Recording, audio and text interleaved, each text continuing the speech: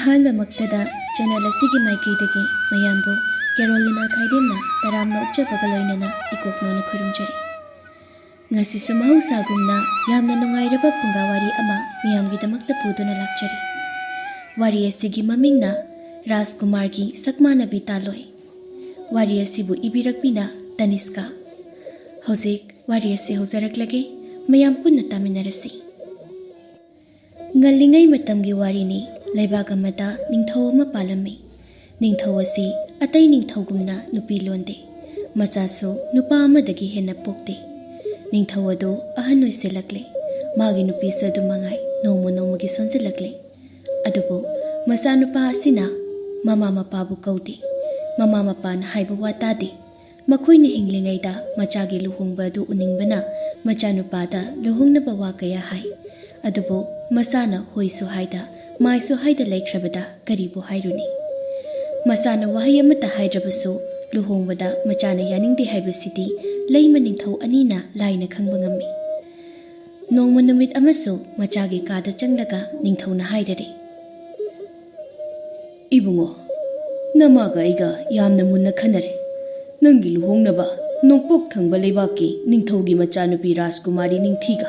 ꯅꯪꯒ ꯂꯨꯍꯣꯡꯅꯅꯕ ꯍꯥꯏꯔꯨꯔꯒꯦ꯫ ꯃꯆꯥꯅꯨꯄꯥ ꯄꯥꯔꯤꯍꯟꯕꯅ ꯋꯥꯗꯤ ꯉꯥꯡꯗ ꯁꯥꯎꯅꯤꯡꯕꯒꯤ ꯃꯥꯏꯊꯣꯡ ꯑꯃ ꯎꯕꯗꯨꯗ ꯃꯈꯥ ꯇꯥꯅ ꯋꯥ ꯍꯥꯏꯔꯝꯗ ꯅꯤꯡꯊꯧꯗꯨ ꯊꯣꯔꯛꯑꯦ꯫ ꯃꯆꯥꯅ ꯐꯅ ꯌꯥꯅꯤꯡꯗ꯭ꯔꯕꯁꯨ ꯍꯟꯗꯛꯇꯤ ꯃꯃꯧ ꯍꯥꯏꯕ ꯆꯠꯂꯅꯤ ꯍꯥꯏꯕꯁꯤ ꯃꯥꯒꯤ ꯋꯥꯈꯜꯗ ꯆꯞ ꯌꯨꯡꯅ ꯂꯦꯞꯈ꯭ꯔꯦ꯫ ꯃꯄꯥ ꯏꯕꯨꯡꯉꯣ ꯅꯤꯡꯊꯧꯅ ꯊꯣꯛꯈ꯭ꯔꯕ ꯃꯇꯨꯡ ꯄꯥꯔꯤꯍꯟꯕ ꯁꯥꯎꯅꯤꯡꯕ ꯄꯨꯝꯕ, ꯅꯤꯡꯉꯝꯗꯕ, ꯅꯨꯡꯉꯥꯏꯇꯕ ꯄꯨꯝꯕꯗꯨ ꯑꯣꯟꯊꯔꯛꯂꯦ꯫ ꯇꯥꯔꯛꯀꯦ ꯇꯧꯔꯤꯕ ꯃꯄꯤꯗꯨ ꯃꯊꯛꯇ ꯌꯦꯡꯈꯠꯇꯨꯅ ꯈꯥꯡꯉꯤ꯫ ꯐꯝꯂꯝꯕꯗꯒꯤ ꯇꯞꯅ ꯍꯧꯒꯠꯂꯒ ꯀꯥꯒꯤ ꯊꯣꯡꯅꯥꯎ ꯃꯄꯥꯟꯗ ꯊꯝꯂꯤꯕ ꯂꯩ ꯒꯝꯂꯥ ꯄꯥꯝꯕꯤ ꯑꯗꯨꯒꯤ ꯃꯅꯥꯛꯇ ꯐꯝꯂꯒ ꯒꯝꯂꯥ ꯑꯗꯨꯗ ꯃꯨꯟꯅ ꯌꯦꯡꯉꯤ꯫ "ꯃꯖꯥ ꯏꯕꯨꯡꯉꯣ", ꯄꯥꯔꯤꯍꯟꯕ ꯀꯧꯔꯛꯏꯕ ꯃꯥꯏꯀꯩꯔꯣꯝꯗ ꯌꯦꯡꯂꯛꯏ꯫ ꯈꯣꯝꯗꯣꯟꯗꯨ ꯃꯀꯣꯛ ꯅꯣꯟꯊꯗꯨꯅ ꯂꯩꯔꯝꯃꯤ꯫ "ꯈꯨꯔꯥꯇꯣꯟ", "ꯃꯖꯥ ꯏꯕꯨꯡꯉꯣ, ꯅꯤꯡꯊꯧꯅ ꯍꯥꯏꯕꯗꯣ ꯑꯩ ꯌꯥꯅꯤꯡꯗꯦ꯫ ꯈꯨꯔꯥꯇꯣꯟꯅ ꯈꯔ ꯍꯥꯏꯕꯤꯌꯨ." "ꯃꯖꯥ ꯏꯕꯨꯡꯉꯣ, ꯍꯟꯗꯛꯇꯤ ꯅꯅꯥꯏ ꯄꯥꯝꯕꯩ ꯂꯩꯖꯗ꯭ꯔꯦ꯫ ꯏꯅꯤꯡꯊꯧꯅ ꯍꯧꯖꯤꯛ ꯅꯣꯡꯄꯣꯛ ꯅꯤꯡꯊꯧꯒꯤ ꯂꯩꯕꯥꯛꯀꯤ ꯔꯥꯖꯀꯨꯃꯥꯔꯤꯕꯨ ꯃꯃꯧ ꯍꯥꯏꯔꯝꯅꯕ ꯁꯦꯝ ꯁꯥꯍꯧꯔꯦ꯫ ꯈꯨꯔꯥꯇꯣꯟ, ꯃꯗꯨꯅ ꯇꯨꯡꯗ ꯀꯩꯁꯨ ꯑꯐꯕ ꯑꯣꯏꯔꯣꯏ꯫ ꯑꯍꯦꯟꯕ ꯋꯥ ꯍꯥꯏꯕꯒꯤ ꯃꯊꯧ ꯇꯥꯗꯕ꯭ꯔꯥ ꯍꯥꯏꯅ ꯈꯜꯂꯤ꯫ ꯑꯁꯤ ꯍꯥꯏꯔꯝꯂꯒ ꯄꯥꯔꯤꯍꯟꯕ ꯀꯥꯗꯒꯤ ꯊꯣꯛꯈ꯭ꯔꯦ꯫ ꯈꯣꯝꯗꯣꯟ ꯑꯍꯦꯟꯕ ꯋꯥ ꯍꯥꯏꯗ꯭ꯔꯦ꯫ ꯍꯟꯗꯛꯇꯤ ꯎꯄꯥꯏ ꯂꯩꯇꯦ, ꯀꯣꯟꯅ ꯇꯞꯅ ꯇꯞꯅ ꯊꯦꯝꯂꯒꯦ ꯈꯟꯗꯨꯅ ꯃꯥꯁꯨ ꯊꯣꯔꯛꯂꯤ꯫ ꯅꯨꯃꯤꯠꯇꯨ ꯅꯣꯡꯄꯣꯛ ꯊꯪꯕ ꯂꯩꯕꯥꯛꯀꯤ ꯅꯤꯡꯊꯧ ꯃꯅꯥꯛꯇ ꯆꯠꯇꯨꯅ ꯃꯆꯥꯅꯨꯄꯤ ꯔꯥꯖꯀꯨꯃꯥꯔꯤꯕꯨ ꯃꯃꯧ ꯑꯣꯏꯖꯒꯦ ꯍꯥꯏꯔꯨꯔꯦ꯫ ꯅꯣꯡꯄꯣꯛ ꯅꯤꯡꯊꯧ ꯑꯗꯨꯁꯨ ꯍꯔꯥꯎ ꯍꯔꯥꯎ ꯌꯥꯊꯣꯔꯛꯂꯦ꯫ ꯑꯁꯨꯝꯅ ꯌꯥꯅꯕ ꯄꯨꯔꯛꯄꯗ ꯃꯊꯥ ꯁꯥꯔꯤꯕ ꯑꯁꯤ ꯈꯣꯝꯗꯣꯟꯅꯤ꯫ ꯈꯣꯝꯗꯣꯟ ꯅꯤꯡꯊꯧꯒꯤ ꯈ꯭ꯋꯥꯏꯗꯒꯤ ꯆꯥꯟꯕ ꯃꯅꯥꯏꯅꯤ꯫ ꯃꯆꯥꯅꯨꯄꯥ ꯄꯥꯔꯤꯍꯟꯕꯒ ꯀꯧꯅꯈꯤꯗꯕ ꯃꯇꯝꯗꯒꯤ ꯅꯤꯡꯊꯧ ꯑꯃꯗꯤ ꯃꯆꯥꯅꯨꯄꯥꯒ ꯄꯥꯎ ꯐꯥꯎꯅꯐꯝ ꯑꯣꯏꯔꯤꯕ ꯑꯁꯤ ꯈꯣꯝꯗꯣꯟꯅꯅꯤ꯫ ꯄꯥꯔꯤꯍꯟꯕꯒꯤ ꯑꯄꯥꯝꯕ ꯋꯥ ꯍꯥꯏꯐꯝꯁꯨ ꯈꯣꯝꯗꯣꯟ ꯑꯣꯏꯔꯕꯅꯤ꯫ ꯍꯧꯖꯤꯛ ꯈꯣꯝꯗꯣꯟꯅ ꯇꯧꯒꯗꯧꯔꯤꯕ ꯑꯁꯤ ꯄꯥꯔꯤꯍꯟꯕ ꯊꯦꯝꯕ ꯑꯁꯤꯅꯤ꯫ ꯃꯇꯝꯗꯤ ꯁꯨꯝ ꯍꯧꯖꯤꯟꯈꯤ꯫ ꯂꯨꯍꯣꯡꯕꯗꯤ ꯁꯤꯟꯕ ꯂꯥꯡꯕ ꯂꯣꯏꯁꯤꯜꯂꯛꯂꯦ꯫ ꯄꯥꯔꯤꯍꯟꯕꯗꯤ ꯍꯧꯖꯤꯛ ꯐꯥꯎꯕ ꯊꯦꯝꯕ ꯌꯥꯗ꯭ꯔꯤ꯫ ꯃꯌꯥꯝꯅ ꯁꯤꯜꯂꯤꯕ ꯂꯨꯍꯣꯡꯕ ꯑꯁꯤꯁꯨ ꯊꯤꯡꯉꯨꯕ ꯇꯧꯗꯦ꯫ ꯄꯥꯔꯤꯍꯟꯕꯒꯤ ꯀꯥꯗꯅꯤ ꯈꯣꯝꯗꯣꯟꯅ ꯄꯥꯔꯤꯍꯟꯕ ꯊꯦꯝꯅꯅꯕ ꯍꯣꯠꯅꯔꯤ꯫ "ꯃꯖꯥ ꯏꯕꯨꯡꯉꯣ, ꯍꯧꯈꯤꯕꯅ ꯄꯨꯟꯁꯤ ꯑꯃ ꯃꯥꯡꯍꯟꯕ ꯍꯧꯅꯗꯦ꯫ ꯍꯧꯖꯤꯛ ꯃꯖꯥ ꯏꯕꯨꯡꯉꯣꯅ ꯑꯗꯨꯝꯅ ꯂꯩꯔꯕꯗꯤ ꯅꯤꯡꯊꯧꯗ ꯅꯠꯇꯅ ꯂꯩꯕꯥꯛ ꯑꯁꯤꯁꯨ ꯄꯨꯝꯅꯃꯛ ꯂꯩꯈꯥ ꯇꯥꯔꯅꯤ ꯃꯖꯥ ꯏꯕꯨꯡꯉꯣ꯫ ꯈꯨꯔꯥꯇꯣꯟ, ꯑꯩꯗꯤ ꯍꯥꯟꯅ ꯍꯥꯏꯈ꯭ꯔꯦ, ꯋꯥ ꯀꯌꯥ ꯉꯥꯡꯕꯁꯨ ꯄꯥꯝꯗꯦ꯫ ꯃꯖꯥ ꯏꯕꯨꯡꯉꯣ, ꯍꯧꯖꯤꯛ ꯁꯤꯜꯂꯤꯕ ꯂꯥꯡꯂꯤꯕ ꯃꯌꯥꯝ ꯑꯁꯤ ꯃꯖꯥ ꯏꯕꯨꯡꯉꯣꯒꯤꯅꯤ꯫ ꯀꯣꯅꯨꯡꯒꯤ ꯑꯃꯗꯤ ꯂꯩꯕꯥꯛ ꯑꯁꯤꯒꯤ ꯏꯖꯠ ꯃꯖꯥ ꯏꯕꯨꯡꯉꯣꯅ ꯑꯝꯇ ꯀꯟꯕꯤꯌꯨ꯫ ꯍꯌꯦꯡ ꯃꯤꯒꯤ ꯃꯆꯥꯗ ꯑꯋꯥꯕ ꯇꯥꯅꯕꯅꯤ ꯈꯨꯔꯥꯇꯣꯟ꯫ ꯈꯨꯔꯥꯇꯣꯟꯅ ꯌꯥꯅꯅꯕ ꯈꯔ ꯁꯤꯟꯕꯤꯌꯨ꯫ ꯃꯖꯥ ꯏꯕꯨꯡꯉꯣ, ꯇꯨꯡꯒꯤꯅ ꯇꯨꯡꯒꯤ ꯈꯟꯅꯔꯁꯤ꯫ ꯍꯧꯖꯤꯛꯇꯤ ꯄꯨꯝꯅꯃꯛꯀꯤ ꯐꯅꯅꯕ ꯃꯥꯡꯗ ꯇꯥꯔꯤꯕ ꯂꯨꯍꯣꯡꯕ ꯑꯁꯤ ꯍꯥꯟꯅ ꯑꯃꯨꯛꯇ ꯌꯥꯕꯤꯌꯨ꯫ ꯈꯨꯔꯥꯇꯣꯟ, ꯇꯨꯡꯒꯤ ꯈꯟꯗꯅ ꯊꯕꯛ ꯇꯧꯔꯨꯕꯩꯅꯤ ꯉꯁꯤ ꯊꯣꯛꯂꯤꯕ ꯃꯌꯥꯝꯁꯤ꯫ ꯃꯖꯥ ꯏꯕꯨꯡꯉꯣ, ꯃꯖꯥ ꯏꯕꯨꯡꯉꯣꯒꯤ ꯊꯃꯣꯏꯒꯤ ꯋꯥꯔꯣꯜꯁꯨ ꯅꯅꯥꯏ ꯈꯪꯖꯗꯕ ꯅꯠꯇꯦ꯫ ꯄꯨꯝꯅꯃꯛ ꯅꯅꯥꯏ ꯁꯤꯟꯖꯒꯦ꯫ ꯍꯧꯖꯤꯛꯀꯤꯗꯤ ꯂꯨꯍꯣꯡꯕ ꯑꯁꯤ ꯌꯥꯕꯤꯔꯣ ꯃꯖꯥ ꯏꯕꯨꯡꯉꯣ꯫ ꯐꯔꯦ, ꯂꯩꯕꯥꯛꯀꯤ ꯑꯃꯗꯤ ꯀꯣꯅꯨꯡꯒꯤ ꯈꯜꯂꯒ ꯑꯩꯅ ꯂꯨꯍꯣꯡꯕ ꯑꯁꯤꯗꯤ ꯌꯥꯔꯅꯤ꯫ ꯑꯗꯨꯕꯨ ꯃꯥꯕꯨ ꯑꯩꯒꯤ ꯅꯨꯄꯤ ꯑꯣꯏꯅ ꯂꯧꯁꯤꯟꯕꯗꯤ ꯑꯩ ꯉꯝꯂꯣꯏ꯫ ꯃꯇꯨꯡ ꯇꯥꯔꯛꯄꯗꯗꯤ ꯀꯅꯥ ꯑꯃꯠꯇꯒꯤ ꯋꯥꯀꯠꯇꯁꯨ ꯑꯩ ꯇꯥꯔꯔꯣꯏ꯫ असुमना हाइनदुना लुहोंबसिमदि यारे अदुबु मखा तारकपदा करम थोपा हाइबसिदि कनानसु खंगदे लुहोंद्रिङै ममांगदा बोर कन्या अनि अमुक्तंगदि उननबा हाइबनि अदुबु पारी हनबना याद्रि अदुमक मसक सुंखंग खंगदना लुहोंबा तारे लुहोंबा अदु लेबाक पुमजाउ थिन्ना यामना चाउना होंगे लुहोंबा मनुंग अदु फाउबा पारी हनबा कन्या अदु हन्ना येंगदे फमलिबा अदु चुमद्रिंग अदु फम्मि लुहोंबगी कुंदो हुक्पा मतांग यौबदु पारी हनबा मखुद थक थक निई मसादसु फुनकलई अदुबु यामना हाइना फाथख्रे कुंदो अदु हुक्पा अदसु मरिक चुमना हुक्पा ngमखिद्रे कन्यागी कोकता उपलिबा कजिंगले अदुता पनख्रे मयाम पुंबा करिनो करिनो हाइदना ngैहाक्ति पुमनिन निले इसै सकपि अदुना पल्लिबा अदु निंगथीना मुक सेमख्रे असुम तौना लुहोंबा अदुदि लोइसिनख्रे कादनी राजकुमारी निंगथी अदु मिंगसेल ममांगदा फमलगा मसादा सिरिबा सनालिकोन मयाम अदु लौथोकले राजकुमारी निंगथी तसेंगनि यामना फजै अवातपा लेते सक्ता चूदा कुचूदा फिबमदा मूर्तिदा सीमा सोय हाइनिंगाई लेते फजै तसेंगना फजै अदुबु असिगुंबा अवातपा लेत्रबा सक्तम असिना राजकुमार पारी हनबगी थमोय लक्सिनबा ngमगदौरिब्रा राजकुमार मागे कादा चंगलक्ले माना चंगलकपददि निंगथी लेतेंग पुंबा लौथोक्तुना माना सिरकबा सनालिकोन लोइसिंदुना लेरम्मी राजकुमार पारी हनबसु चंगसिलक्तुना वा खरा हाइननबा होतनै नुंगाइना लेबो ओइबियु अदोमगी लाइबक्ति अइना लेपदि ngमलरोय ngसिदगी अइगी खुदसे पाप चेनबा खुद ओइरे पारी हनबा असि हाइरगा चटके तवै कैनोमता पारी हनबा ममायोन सिलक्ले तंजादुददि उरी राजकुमार निंगथीगी सक्तमदो मसा पुंबा तू चुंगी यामना मुन्ना निंगथीददुमक येंगलगा लै मजाइबुंगोना हाइरिबदुदि अहि ग्यान ताबा ngमजद्रे अदुबो वफम अमखक्ति सेंदोकजगे ngasi खक थेंगनबनि अदुबो करंबा लाइबकनो असुमना थो हाइदुना तंबिरे तसेंगना हाइरबदि अहानबा थेंगनबा नुमितसिदा अदोमबो अइगी इपुरोइबो ओइना नुसिबा ngमजद्रे अइंगोंदा अदोमबो इपुरोइबा अमा ओइना खन्नबगिदमक मतम खितंग पिबियु मतम सांगना चटपा याननबा तसेंगबा वाहैदु हाइजबनि असोइबा याउरबसु ngakpigani पारी हनबा येंगलिबा तो चुंगद्रिंग येंगलगा पुंसिगी ओइना खनबा ngमद्रबसु अकाइबा लेते हाइरइबा वाफम अदुदा निंगथीदो इंगाव ngawna येंगदुना लेहवे पारी हनबदि कैसु हाइरमदा हन्ना फावबा येंगलमदना अतोप्पा का अमदा चटख्रे मागी हानगी कादुनी लुहोंबगी मपाना अनोबा का सेमबनी अदुबु मदु निंगथी मथंता लेबा का ओइगदौरी पारी हनबा थोंनाव मपाना थारिबा फमफम अदुदा फमलगा थमलिबा गमला अदुदा मुन्ना येंगी वाही खरसु नाकोंगदा तारई नुपी खर चंगब्रो लैदा अदु ग्याम ngawriदुबो नंग राजकुमार नंगबो पारी हनबा मपीदु तपना सिंथरई नंगबो अमु खलक्लब्रो अइगी मिंगमंगदा थोक्लिबसिबु करिनो अइबु हुजिक कैदो हाइबनो असिदगी अइगी खुदसे पाप चेनबा खुद ओइरबने उइसिलिबा मित्तगी मपीसु हेन हेन सिंथरक्ले अहिंगदुमा हौख्रबा थौदोकसिंग निंगसिंगदुना सुंतुम तुमदना हौखिरमी मथंगे अयुक्तसु निंगथीना पारी हनबु उगे हाइबा फंगदे ngarang hairamba wado ma gyan taba ngamdribani manemda haisira khale adubo ngarang talakpada ngairi pari hanbada hana hanglaga yenglage haiduna leire ngahak leiraga pari hanbado mathaktagi kumlakpada ubada ningthi hairap kawe mazai bungo pari hanba isak sukpa sakpham amada khumlai apa makhudima ningthauga leimagada haibiyo हाइरम लिबा वाहै अदुदा निंगथी तिंगक तिंगक येंगलगा लेहवे मखा ताना वादे हाइरुद्रे मतमना assume हौखिबना कोनुंगसिदा चटनरिबा मवोंग मतवसी मासु खरा मखैदि खंगले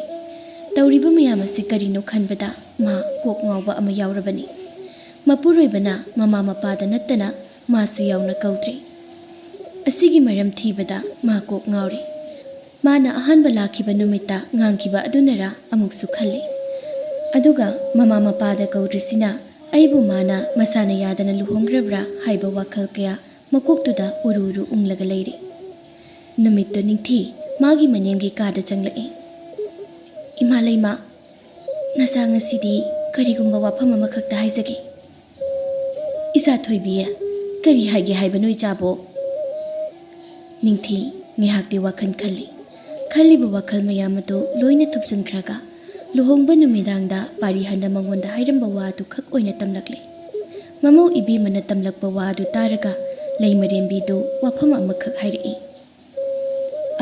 ꯀꯩꯁꯨ ꯇꯧꯗꯕꯅꯤꯗ, ꯃꯔꯥꯏꯅ ꯇꯞꯅ ꯇꯞꯅ ꯐꯖꯔꯛꯀꯅꯤꯗ꯫ ꯂꯩꯃꯅ ꯅꯤꯡꯊꯤꯒꯤ ꯃꯀꯣꯛꯇ ꯅꯥꯟꯊꯕꯤꯗꯨꯅ ꯃꯈꯥ ꯇꯥꯅ ꯍꯥꯏꯔꯛꯏ꯫ ꯅꯪꯁꯦ ꯏꯃꯧꯅꯤ ꯍꯥꯏꯅ ꯈꯟꯗꯦ, ꯏꯆꯥ ꯅꯨꯄꯤꯅꯤ ꯍꯥꯏꯗꯨꯅ ꯈꯜꯂꯤꯕꯅꯤ꯫ ꯄꯨꯝꯅꯃꯛ ꯅꯪꯒꯤ ꯅꯈꯨꯠꯇ ꯂꯩꯔꯕꯅꯤ ꯏꯆꯥꯁꯤꯗꯤ꯫ ꯈꯨꯝꯂꯛꯏꯕ ꯄꯥꯎꯈꯨꯝꯗꯨ ꯏꯆꯥꯟ ꯆꯥꯟꯅꯗ꯭ꯔꯦ꯫ ꯃꯅꯦꯝꯅ ꯋꯥ ꯊꯩꯗꯣꯛꯄꯒꯤ ꯃꯑꯣꯡ ꯎꯕꯗ ꯃꯈꯥ ꯇꯥꯅ ꯋꯥ ꯑꯃꯨꯛ ꯍꯥꯏꯔꯨꯗ꯭ꯔꯤ꯫ ꯅꯤꯡꯊꯤꯗꯨ ꯋꯥꯈꯜ ꯃꯨꯟꯅ ꯈꯜꯂꯕ ꯇꯨꯡꯗ ꯅꯣꯡꯃ ꯀꯣꯅꯨꯡꯒꯤ ꯂꯩꯀꯣꯜ ꯁꯪꯂꯤꯕꯁꯤꯡ ꯑꯗꯨꯗ ꯊꯕꯛ ꯇꯥꯛꯂꯤꯕ ꯈꯣꯝꯗꯣꯟꯒꯤ ꯅꯥꯛꯇ ꯃꯅꯥꯏ ꯅꯨꯄꯤ ꯈꯔꯒ ꯂꯥꯛꯂꯤ꯫ ꯀꯅꯥꯃꯠꯇ ꯋꯥꯔꯤ ꯁꯥꯗꯕ ꯄꯥꯔꯤꯍꯟ ꯑꯁꯤ ꯈꯣꯝꯗꯣꯟꯒ ꯋꯥꯔꯤ ꯁꯥꯕꯁꯤ ꯃꯍꯥꯛ ꯐꯅ ꯌꯥꯝꯅ ꯊꯦꯡꯅꯔꯕꯅꯤ꯫ ꯈꯣꯝꯗꯣꯟꯒꯤ ꯃꯅꯥꯛ ꯌꯧꯁꯤꯟꯕꯗ ꯃꯥꯅ ꯍꯦꯛꯇ ꯍꯥꯟꯅ ꯀꯧꯏ꯫ ꯈꯨꯔꯥꯇꯣꯟ꯫ ꯈꯣꯝꯗꯣꯟꯁꯨ ꯃꯃꯥꯏ ꯑꯣꯟꯊꯣꯔꯛꯏ, ꯑꯗꯨꯒ ꯅꯤꯡꯊꯤꯗ ꯃꯀꯣꯛ ꯍꯥꯏꯔꯞ ꯅꯣꯜꯂꯤ꯫ ꯑꯁꯨꯝꯅ ꯇꯧꯕꯁꯤ ꯅꯤꯡꯊꯤ ꯅꯨꯡꯉꯥꯏꯇꯦ꯫ ꯃꯄꯥꯕꯨꯡ ꯅꯤꯡꯊꯧꯒꯤ ꯃꯅꯥꯎꯒꯨꯝꯕꯅꯤ ꯍꯥꯏꯗꯨꯅ ꯈꯨꯔꯥꯇꯣꯟ ꯍꯥꯏꯅ ꯀꯧꯔꯤꯕꯅꯤ꯫ ꯃꯥꯅ ꯐꯅ ꯑꯗꯨꯃꯥꯏꯅ ꯇꯧꯕꯤꯒꯅꯨ ꯍꯥꯏꯔꯕꯁꯨ ꯈꯣꯝꯗꯣꯟ ꯑꯗꯨꯃꯛ ꯇꯧꯏ꯫ ꯈꯨꯔꯥꯇꯣꯟ, ꯑꯗꯨꯝꯅ ꯅꯆꯥꯗ ꯇꯧꯕꯤꯒꯅꯨ꯫ ꯈꯨꯔꯥꯇꯣꯟ, ꯑꯩꯁꯤ ꯈꯨꯔꯥꯇꯣꯟꯗ ꯋꯥ ꯑꯃꯇ ꯍꯪꯒꯦ ꯍꯥꯏꯗꯨꯅ꯫ ꯀꯩ ꯇꯥꯛꯄꯤꯒꯗꯕꯅꯣ ꯔꯥꯖꯀꯨꯃꯥꯔꯤ? ꯅꯤꯡꯊꯤ ꯅꯣꯛꯐꯦꯠ ꯇꯧꯏ ꯃꯤꯡꯒꯧ ꯑꯁꯤꯗꯅꯤ꯫ ꯃꯥꯕꯨ ꯊꯥꯛ ꯌꯥꯝꯅ ꯋꯥꯡꯅ ꯀꯧꯕ ꯃꯥꯒꯤ ꯈꯨꯔꯥꯇꯣꯟꯒꯤ ꯃꯤꯡꯒꯧꯁꯤꯡ ꯑꯗꯨ ꯃꯥ ꯇꯥꯕ ꯅꯨꯡꯉꯥꯏꯇꯦ꯫ ꯃꯔꯝ ꯑꯁꯤꯅ ꯈꯣꯝꯗꯣꯟꯅ ꯑꯗꯨꯃꯛ ꯀꯧꯗ꯭ꯔꯕꯁꯨ ꯔꯥꯖꯀꯨꯃꯥꯔꯤ ꯍꯥꯏꯅ ꯀꯧꯔꯒꯦ ꯍꯥꯏꯕꯅꯤ꯫ ꯅꯤꯡꯊꯤꯅꯁꯨ ꯍꯣꯏ ꯍꯥꯏꯗꯨꯅ ꯌꯥꯔꯦ꯫ ꯅꯤꯡꯊꯤꯗꯨ ꯃꯈꯥ ꯇꯞꯅ ꯇꯥꯔꯛꯏ꯫ ꯑꯩꯈꯣꯏꯒꯤ ꯀꯣꯅꯨꯡꯒꯤ ꯔꯥꯖꯀꯨꯃꯥꯔ ꯄꯥꯔꯤꯍꯟꯕꯁꯤ ꯀꯩꯗꯧꯔꯕꯒꯦ ꯈꯨꯔꯥꯇꯣꯟ? ꯋꯥꯍꯩꯗꯨ ꯇꯥꯕꯗ ꯈꯣꯝꯗꯣꯟ ꯅꯣꯛꯐꯦꯠ ꯇꯧꯔꯛꯏ꯫ ꯅꯣꯟꯊꯔꯞ ꯇꯧꯔꯝꯕ ꯃꯀꯣꯛ ꯑꯗꯨ ꯇꯞꯅ ꯅꯣꯟꯈꯠꯂꯛꯏ꯫ ꯋꯥꯐꯝ ꯑꯁꯤ ꯃꯥ ꯅꯠꯇꯅ ꯑꯇꯩꯗ ꯍꯪꯐꯝ ꯂꯩꯇꯦ ꯍꯥꯏꯕꯁꯤ ꯃꯥꯅ ꯈꯪꯏ꯫ ꯄꯥꯎꯈꯨꯝ ꯄꯤꯅꯕꯒꯤꯗꯃꯛꯇ ꯁꯦꯝ ꯁꯥꯕ ꯂꯣꯏꯔꯕꯅꯤ꯫ ꯈꯣꯝꯗꯣꯟꯒꯤ ꯍꯣꯡꯂꯛꯂꯤꯕ ꯃꯇꯧ ꯑꯗꯨꯗ ꯅꯤꯡꯊꯤꯗꯤ ꯑꯉꯛꯄ ꯄꯣꯛꯂꯤ꯫ ꯔꯥꯖꯀꯨꯃꯥꯔꯤ, ꯁꯣꯝꯗ ꯂꯦꯡꯁꯤꯟꯁꯤ꯫ ꯑꯁꯤ ꯍꯥꯏꯗꯨꯅ ꯃꯈꯣꯏ ꯂꯩꯀꯣꯜꯒꯤ ꯐꯝꯐꯝ ꯊꯥꯔꯤꯕ ꯑꯗꯣꯝꯗ ꯂꯥꯛꯂꯤ꯫ ꯃꯅꯥꯏ ꯅꯨꯄꯤ ꯈꯔꯗꯨꯁꯨ ꯑꯗꯨꯃꯛ ꯂꯩ꯫ ꯈꯣꯝꯗꯣꯟ ꯋꯥꯔꯤꯁꯤꯡꯗꯨ ꯄꯨꯝꯅꯃꯛ ꯈꯪꯍꯜꯂꯒꯦ ꯈꯜꯂ ꯃꯥꯜꯂꯤ꯫ ꯃꯅꯥꯏꯁꯤꯡ ꯑꯗꯨꯁꯨ ꯇꯥꯟꯊꯣꯛꯇꯦ꯫ ꯌꯥꯝꯅ ꯇꯞꯅ ꯋꯥꯍꯩ ꯈꯔ ꯍꯥꯏꯔꯛꯏ꯫ ꯑꯍꯥꯟꯕ ꯊꯦꯡꯅꯕ ꯅꯨꯃꯤꯠꯇꯨꯗꯅ ꯑꯩꯉꯣꯟꯗ ꯌꯥꯝꯅ ꯍꯔꯥꯎꯅ ꯄꯥꯎ ꯇꯝꯕꯅꯤ, ꯑꯗꯨꯒ ꯑꯔꯣꯏꯕ ꯎꯅꯕ ꯅꯨꯃꯤꯠꯇꯨꯗꯅ ꯑꯩꯉꯣꯟꯗ ꯀꯞꯂꯒ ꯄꯥꯎ ꯇꯝꯈꯤꯕꯅꯤ꯫ ꯈꯣꯝꯗꯣꯟ ꯋꯥꯔꯤꯗꯨ ꯇꯞꯅ ꯂꯤꯕ ꯍꯧꯔꯛꯂꯤ꯫ ꯅꯨꯃꯤꯠ ꯈꯨꯗꯤꯡꯒꯤ ꯃꯇꯧꯒꯨꯝ ꯄꯥꯔꯤꯍꯟꯕ ꯃꯥꯒꯤ ꯈꯨꯔꯥꯇꯣꯟ ꯈꯣꯝꯗꯣꯟ ꯑꯃꯗꯤ ꯃꯅꯥꯏ ꯈꯔꯒ ꯀꯣꯅꯨꯡꯒ ꯅꯛꯅꯕ ꯀꯩꯊꯦꯜ ꯑꯆꯧꯕꯗ ꯂꯥꯛꯂꯤ꯫ ꯀꯩꯊꯦꯜ ꯑꯆꯧꯕ ꯑꯗꯨꯗ ꯆꯠꯇꯨꯅ ꯁꯨꯝ ꯌꯦꯡꯏ꯫ ꯄꯥꯔꯤꯍꯟꯕ ꯃꯥꯏꯊꯣꯡ ꯃꯀꯥ ꯂꯥꯝꯅ ꯃꯌꯥꯝꯅ ꯇꯧꯔꯤꯕ ꯌꯣꯜꯂꯤꯕꯁꯤꯡ ꯑꯗꯨ ꯌꯦꯡꯏ꯫ ꯃꯤꯅ ꯃꯥ ꯎꯕꯗ ꯃꯀꯣꯛ ꯅꯣꯜꯂꯛꯀꯅꯤ, ꯃꯥꯅ ꯑꯃꯨꯛ ꯍꯥꯏꯔꯞ ꯅꯣꯟꯒꯅꯤ꯫ ꯃꯅꯥꯏꯁꯤꯡꯁꯨ ꯑꯄꯥꯝꯕ ꯄꯣꯠ ꯈꯜꯂꯨ ꯍꯥꯏꯗꯨꯅ ꯃꯥꯅ ꯄꯥꯝꯕ ꯄꯣꯠ ꯈꯜꯍꯟꯈ꯭ꯔꯕꯅꯤ꯫ ꯈꯣꯝꯗꯣꯟꯁꯨ ꯌꯣꯜꯂꯤꯕ ꯄꯣꯠ ꯑꯗꯨ ꯄꯥꯏꯗꯨꯅ ꯈꯔ ꯈꯜꯂꯤ꯫ ꯑꯗꯨꯅꯦꯍꯦ, ꯑꯩ ꯇꯛꯀꯦꯅꯦꯍꯦ ꯅꯪꯕꯣ! ꯑꯩꯌꯣ ꯏꯃꯥ! ꯉꯥꯏꯍꯥꯛꯀꯤ ꯊꯧꯗꯣꯛꯅꯤ꯫ ꯃꯌꯥꯝ ꯄꯨꯝꯕ ꯃꯐꯝ ꯑꯗꯨꯗ ꯌꯦꯡꯂꯛꯏ꯫ ꯄꯥꯔꯤꯍꯟꯕꯁꯨ ꯌꯦꯡꯏ꯫ ꯅꯨꯄꯤ ꯃꯆꯥ ꯑꯃ ꯂꯩꯕꯥꯛ ꯃꯈꯥꯗ ꯐꯝꯊꯔꯒ ꯂꯩ꯫ ꯃꯅꯥꯛꯇ ꯂꯩ ꯒꯝꯂꯥ ꯑꯀꯥꯏꯕ ꯃꯌꯥꯝ ꯑꯃꯁꯨ ꯇꯥꯔꯤ꯫ ꯃꯗꯨꯒꯤ ꯅꯥꯀꯟꯗꯅ ꯅꯨꯄꯥ ꯑꯃ ꯎꯄꯥꯏ ꯂꯩꯇ ꯃꯥꯒꯤ ꯁꯒꯣꯜ ꯒꯥꯔꯤ ꯊꯧꯔꯤꯕ ꯁꯒꯣꯜꯁꯤꯡ ꯑꯗꯨꯗ ꯌꯥꯝꯅ ꯊꯤꯅ ꯃꯤ ꯑꯃꯒꯤ ꯃꯑꯣꯡꯗ ꯆꯩꯔꯤ꯫ ꯁꯒꯣꯜꯁꯤꯡ ꯑꯗꯨꯁꯨ ꯇꯨꯃꯤꯟꯅ ꯃꯔꯨ ꯂꯨꯛꯊꯔꯒ ꯂꯩꯔꯤ꯫ ꯈꯣꯝꯗꯣꯟ ꯌꯥꯝꯅ ꯊꯨꯅ ꯅꯨꯄꯤ ꯃꯆꯥ ꯑꯗꯨꯒꯤ ꯅꯥꯛꯇ ꯆꯦꯟꯁꯤꯜꯂꯛꯏ꯫ ꯏꯕꯦꯝꯃ, ꯁꯣꯛꯄ꯭ꯔꯣ ꯅꯪꯕꯣ? ꯅꯨꯄꯤꯗꯨ ꯁꯣꯛꯇꯦ ꯍꯥꯏꯕꯒꯨꯝꯅ ꯃꯉꯛ ꯍꯥꯏ꯫ ꯃꯥꯅ ꯑꯗꯨꯝꯅ ꯇꯧꯔꯕꯁꯨ ꯈꯔ ꯅꯥꯔꯤ ꯍꯥꯏꯕꯁꯤꯗꯤ ꯄꯥꯔꯤꯍꯟꯕꯅ ꯌꯦꯡꯕꯗ ꯈꯪꯂꯤ꯫ ꯃꯈꯣꯏꯅ ꯋꯥꯔꯤ ꯁꯥꯕ ꯑꯗꯨ ꯄꯥꯔꯤꯍꯟꯕ ꯂꯦꯞꯅ ꯑꯗꯨꯝ ꯇꯥꯏ꯫ ꯀꯃꯥꯏꯅ ꯇꯧꯔꯤꯅꯣ ꯁꯤꯕꯨ? ꯒꯝꯂꯥꯁꯤꯡ ꯑꯁꯤꯁꯨ ꯂꯣꯏꯅ ꯀꯥꯏꯔꯦꯅꯦ꯫ ꯇꯥꯗ, ꯑꯩꯁꯤ ꯀꯩꯊꯦꯜ ꯀꯥꯔꯛꯄꯅꯤ꯫ ꯏꯆꯥꯅꯨꯄꯤ ꯑꯇꯣꯝꯕꯤꯗꯣ ꯃꯁꯥ ꯉꯝꯍꯧꯗꯕꯅꯤ, अदुगा इचानुपासिना नाबा हेंजले हाइदना पाउ पिबा लाक्पनि अइसु पाखतना सगोलसी खरा कन्ना थौरुरे इबेमा सोप्रो नंगी गमला ममलसी कयानो अइ हंजिलमलगे यारनीदा खुरा अंगांग ना हवे हाइबदो अदु हाना चटपिरो इने मथंता तोफम खंगलमरोये खोमदोन नुपादुदा येंगी हुमांग पिरिक पिरिक कारी नाकंदा पुंकक चाउबा अंगांग अमसु लेपली सगोलसिंग अदुसु वाबगी ममी ताई खोमदोनसु वाफमदु चुम्मी हाइना खल्ली येंबदा का हेना नुंगाइबे इमुंग मांदे अंगांग अदु मसा इमोट मोटली सेटलिबा फिरोलदो सेगाइबा खरसु यावरी अंगांग अदुना बाबा इचन कपलमनी हाइरकपा अदुदा नुपादु मसादु लेपा याद्रे सेल खरा पुथोरक्तुना नुपी मचादुदा पिरई अदुबु नुपी अदु लौ हाइबे याद्रे खोमदोना नुपा अदुबु थादोख्रे नुपादु सगोल गारी यांगना थौदुना मुक चटख्रे येंगनरंबा मयामदुसु मागी मागी थोपा थबक अमुक तौनख्रे अदुबु पारी हनबदी मागी खोरातोन खोमदोनदा येंगली वारी सानै हाइबा खंगी अदुबु खोमदोना ngangbadu खक्ताई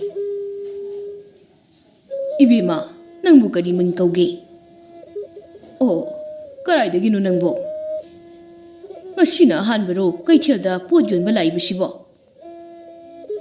ओ गमला सिंसे सु लोइना काइरेनि पाम्बी सिंसे मसा सिनालिने नंगी सिबु कया ओइगदोरिबनो ए यादे यादे यादे पोत योनबा लाक्लगा सुमाइना हनख्रे तारबदी निंथौना अइ लोइरनिने खोमदोनदो नोक्लगा खंगलखिनिदा निंथौसु लैमसु मतंग चाबदा खुराना मसक ताकदोरिबनी असी हाइरगा सेल खरा लौथोक्तुना नुपी अदुदा पी से लौसिलो लौसिलो इहे हौजिक त निंथौना साउनी हाइर मतदा नंग खुरासे हौजिक वाथी मुक ताबा ngमखिरोइको से लौसिलोने नुपीदो सेलदो लौख्रे अदुगा दुकान अमदा चंख्रे खोमदोनसु पारी हनबगी मनाक्ता यौरक्ले खरा लापा खुंदगी ओइरा माले ngasi kha kaithil karakpani ege यामनसु चमख्रे अंगांगसी माना चक्रिसिना कराइदनु खुरातोन मागा लाक्मिनबा मसीगी दुकानदने ये पारी हनबदु मकोक तबलब नोमी असुमना मखोइसु कोनुंग यौरक्ले सोमदा नुंगसीदुसु मसीगी दुकान चंगनक्ले इचे कमाइ तौरिनो नंबो अस खंगदे थुमजिलइनी अइसे थोरकपा याबनी खुरातोन खोंदोन लेबदुदा थोलक्त्रबा मा लेरे कैदौरगे अदो मादो कोनुंगी मीरो माने मा लेरेदी अई हौ थादन चेली अइना माइ ममांगदा चोपा मा लेखिबा नुंसीदो मखा ताना हंगलुद्रे नुमितुमा मोइसु सनगारी तुंगदुना मयुम यौनना बलाक्ले नुंसीसु मयुम हेक यौबगा ममाना इसौ तौद्रिङै चाकमै प्रप्रप थांगतनबो होतनै ममा अतोंबीना योकपनी मपासु लैखिद्रे ममा तोना पोकपा मनाउ नुपी अमा लै मागी ममा अतोंबीसी का हेना फत्तबदी नत्ते अदुगा फै हाइबसु यारोय मागी मबुक पेलहलिखै फनी अदुगा पेलहनबा ngamdragana नुसिबु फुबीनी चैबीनी मसा नुपीसु दु मंगाई केबा लांगबा खरा पामे मोइगी मबुक पेननबा अमदी चाखुमै मुत्तनबा होटनरिबी नुसिनी कालेनगी मैसा चंद्रबिनी सजीबुगी नुंसित खांगलिबिनी इंगागी नुंजु खांगलिबिनी पिकना उलेन नंगलिबिनी फी खरा साबा सिना पुमनमक पुबा ngamdaduna लै गमला सेमदुना कोनुंगी कैथेलदा योलु हाइदुना मसी सिंगना हाइरकपदगी तौखिबा थबकनी अहानबा चटपा नुमित असिदा ओंथोकपा थौदोक अमसु थोखनबिरी ngasiगी गमलागी सेलदु मतिक चाना फंगद्रे खुमदोना पिरकपा खरादुदी मचनगा ममागगी पैसा पीबदा लोइसिनख्रे हौजिक मखुत्ता पैसा अमता पाइद्रे चाकदु नुंसीना लोइसिलगा मोइ पुन्ना चामिनै लुखाक सगुमदो अमुक लोइसिलगा कोंदा कादुना फी अमुक साइ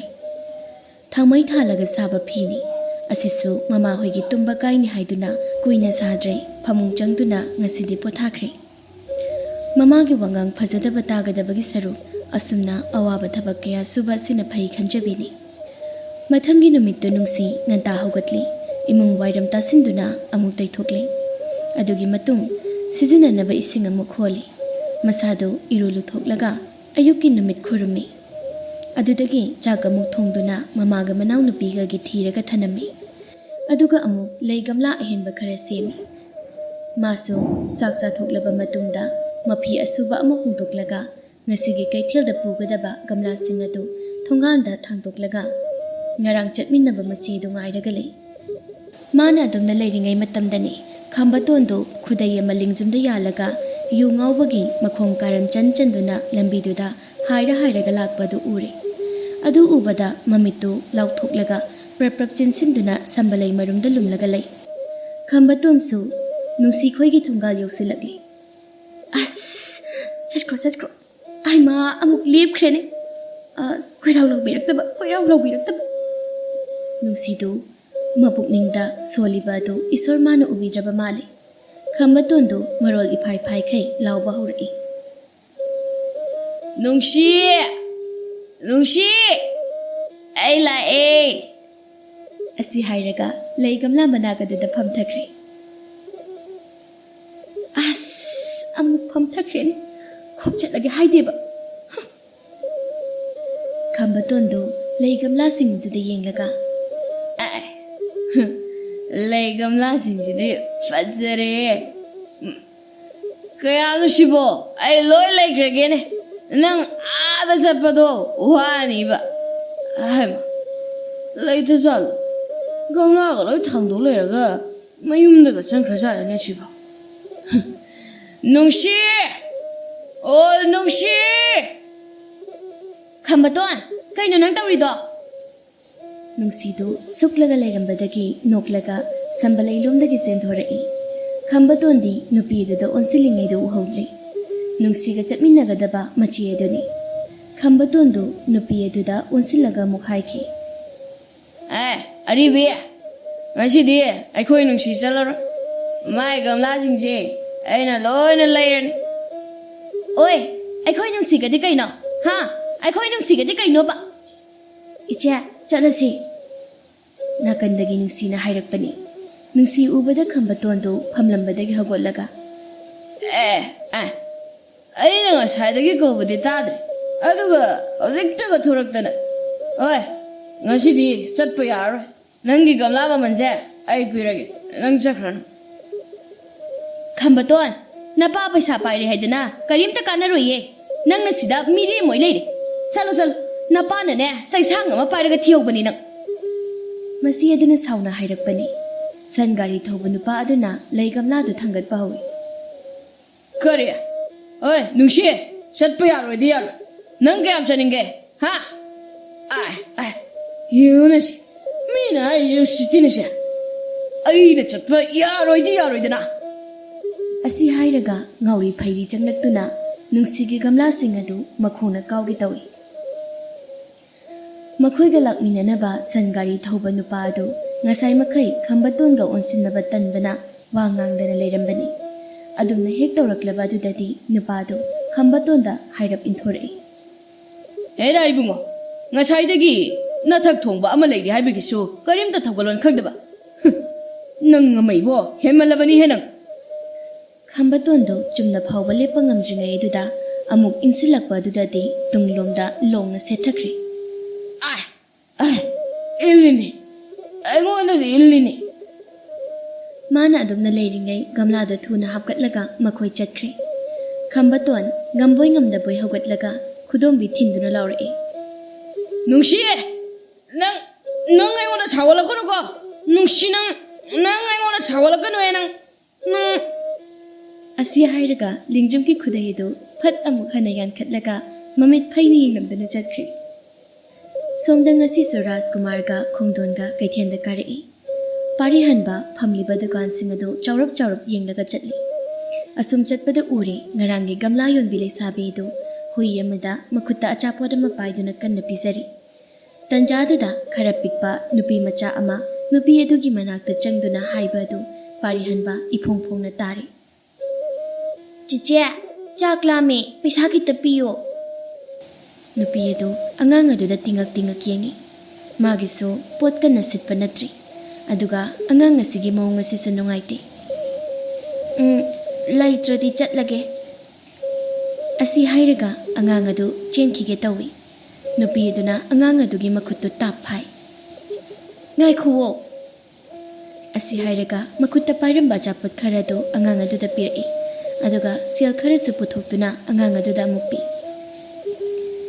chiche do ngasidi pot yam siteba aduna sikhak puro ko chiche nangi ming kai kauge nungsi kawe yam nungsi ngo nasaksu yam phajayi chiche di asi hairam laga angang adudi chenkhri adubu nungsi di mamai hairap ngangsili masinda su porok soli kai ning thau no khangdi nongmata su kai khen da lakti asiguma angang ama lei helise yingsin da bra khangdi ne ai na ngarang dai lakpada ngairi haima kai noi na ngang sina ngasai dagi tawriba pumna makadu uriba pari hanbadi nokningba phauduna hairap nokthok luri mojai bungo kai dawragi nakanari khomdona hairakpani khuraton adagi lei gamla se yam phajai asi loina leibiro aidi konungda chalamlagi asi hairaga mamittu nungsida nokmi yenglaga chatkhre numittu ki khomdona leirakpa gamla do konunggi ket changphamda loina thami numittu magi khuraton khomdonda noktuna ngasai nupina haikhiba wa pomba loina tami masu ningsing noktuna ahingduma nokmi haukhre mathangi numittadi pari hanba magi khuraton ga chapminnadre phizolsu rajkumar ama oibagi phizol setre lairaba khunja amagi phizol setuna mamaidu phi amana hairab yesilaga keithelda lakli mane ngasi lakpa matamdadi nungsila amdri ngahak leiraba matungda nungsi khoisu lakli pari hanba nungsina thabak tawba wangangba matau kaya phana kuina yengduna lei nungsigi matawna keithelni haiba kawba makhai makhol thokna noklabani mina thabak suba mi manduna ibungo simata thangbiyo haibada upai leita thanglabani thabak subagi pirakpa senya khara adu ningthau konda sanalupada ona thoina chawrakpa parihan ngasidi lawri ngahak leiraga nungsigi nakta changsinduna dukan adugi marum oirapna phami yedlam makok ki phi dudi lawthokli aduga makokta pulap upsili aduga nungsida yengduna hairap hairai leisingshidi loina phajari nungsisu pari hanbadi yengi ibo thabak subirurira hanglikliba wahang adugi pakhum mangonda leite latlat tawduna khumi hoi nungsidu manakta leiramba isingdu pari hanbada pirai hawjikta ichena dukan de puthorakpani pari hanba isingdu lauraga nungsida mamittu munni yengduna thakli nungsidi yengba sangdi keithelgi achat awong mayam adu yengli nangi mingdi kari kauge nungsi kawe ibungidi pari hanba kawe nungsi pari hanba di yengi akhoi rajkumar dusu pari hanba kawe haidaine haibani aidi masakhangdeda nungsidu o haibagumna makoktu nomi ngasaidagi pari hanbagi matau khudimak yenglaga thamoida momo nokliba khomdondu nungsigi nakta sangsilai khura ibema ngasigi leisingshidi onthona phajareda heish masidi lemna tha hoba yadre khura na lei mayam leirisibu kaigino konumda lei mata pandraba palida aduda aikhogi rajkumar do lei yam pamine pari hanba masadu bang sagalai nupi khara changbro leida du gyam ngawri duba khomdon noklaga nangbu aikhogi rajkumar do masak khangbro khangdiye khura sidaga dongmata laktabro pari hanba masadu leibi yadri chatlagi khak hairam laga phiduna amuk makok tu loini yetsilaga chatkre khomdon noklaga khummi laida nong masoiduna thina jasani asi hairaga khomdon du noi asumna pari hanba asigumba phibamda leirakliba asi koire nungtigi nungsiga wari sanana ba hotnaba asi magi mathau oirabani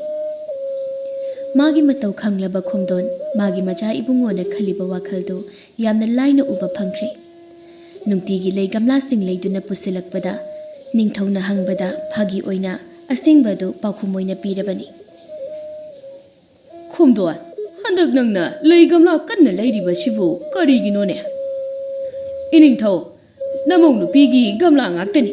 ꯑꯩꯈꯣꯏꯒꯤ ꯔꯥꯖꯀꯨꯃꯥꯔꯁꯤ ꯂꯩ ꯌꯣꯟꯕꯤ ꯅꯨꯄꯤ ꯑꯃꯗ ꯉꯥꯎꯔꯒ ꯂꯩꯔꯦꯅꯦ ꯅꯤꯡꯊꯧ ꯍꯩꯁ ꯑꯗꯨꯗꯤ ꯀꯣꯅꯨꯡꯁꯤ ꯂꯩꯒꯤ ꯂꯩ ꯉꯥꯛꯇ ꯉꯥꯏꯗꯧꯔꯤꯅꯦ ꯇꯧꯔꯤꯁꯤꯗꯤ ꯑꯁꯨꯝꯅ ꯐꯥꯒꯤ ꯇꯧꯅꯩ ꯂꯩ ꯃꯁꯗꯨ ꯃꯉꯥꯏ ꯌꯥꯅꯤꯡꯗꯕ ꯃꯑꯣꯡ ꯎꯠꯇꯤ ꯃꯃꯧꯒꯤ ꯃꯁꯛ ꯐꯖꯕ꯭ꯔꯥ ꯑꯃꯨꯛꯇ ꯌꯦꯡꯂꯨꯁꯤ ꯍꯥꯏꯅ ꯈꯣꯝꯗꯣꯟꯅ ꯇꯛꯂꯕꯅꯤ ꯃꯇꯝꯗꯣ ꯃꯌꯥꯝ ꯄꯨꯝꯅꯃꯛ ꯅꯨꯡꯉꯥꯏ ꯏꯆꯥ ꯅꯨꯡꯁꯤꯁꯨ ꯅꯨꯡꯉꯥꯏ ꯔꯥꯖꯀꯨꯃꯥꯔꯁꯨ ꯅꯨꯡꯉꯥꯏ ꯅꯤꯡꯊꯧꯁꯨ ꯂꯩꯃꯁꯨ ꯑꯩꯁꯨ लोइने नुंगाइब मतम अमा ओइखिबनी मतमगी मतुंग इन्ना इचा नुंसीगा अखोइगी राजकुमारगा नुंसी लंबीदा खुंदाबा हौरखी इचा नुंसीदो यामना चंबनी यामना सुपंगी अखोइगी राजकुमार असि महाकना मसक खंगनंबा थोकलबदी असुक हकना नक्सिनबा मरी अमा थंबदा माना कशु यारमला खुरातोन मखा ताबदी सिगी मखा ताबदी हराउबा नुंगाइबा वारी मता याउद्रेदे बेमा खुराना नचाबु युम सिगी मी अमनी हाइना खनबिरबदी नचादा अरोइपा लैता वाफम पुंबा तंबियु तमगनी अदुबो